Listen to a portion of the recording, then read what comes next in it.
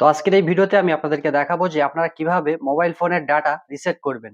তো all data কিভাবে reset করতে হয় আজকের এই ভিডিওটি দেখলে আপনারা সম্পূর্ণ পদ্ধতিটি আপনারা জানতে পারবেন।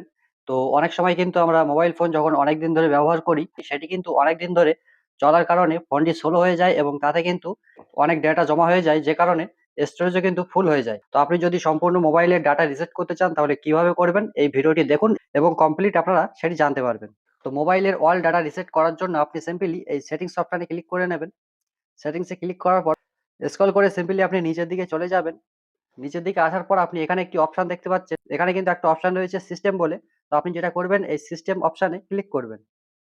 তো এরপর আপনার সামনে অনেকগুলো অপশন শো করবে। আর আপনি যেটা করবেন সিম্পলি এখানে দেখবেন যে ব্যাকআপ অ্যান্ড রিস্টোর, তারপর রয়েছে রিসেট অপশন। তো এখানে কিন্তু আপনাকে এই রিসেট অপশনটিতে ক্লিক করতে হবে।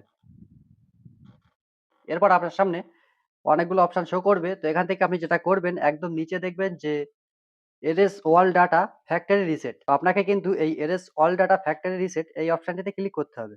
এছাড়াও অনেকে কিন্তু এখানে reset wifi mobile and Bluetooth, তো অনেকেই কিন্তু এইসব অপশনগুলো সিলেক্ট করে, যে কারণে তাদের মোবাইল ফোনটি সম্পূর্ণ রিসেট হয় না।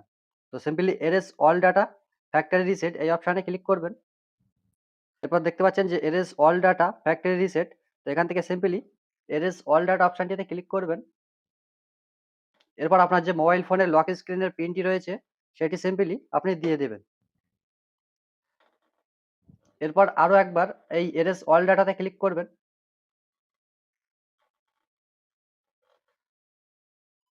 এরপর আপনি দেখতে পাবেন যে আপনার ফোনটি কিন্তু রিসেট হওয়া শুরু হয়ে গেছে।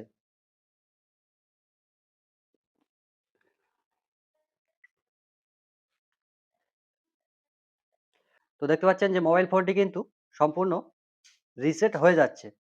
তো একটু ওয়েট করার পর আপনার এই স্মার্টফোনটি সম্পূর্ণ রিসেট হয়ে যাবে। রিসেট হয়ে যাওয়ার পর একদম নতুনের মতো আপনাকে আবার সেটআপ করতে হবে। তো এইভাবে কিন্তু খুব সহজেই আপনারা মোবাইল ফোনের ডাটা রিসেট করতে পারবেন।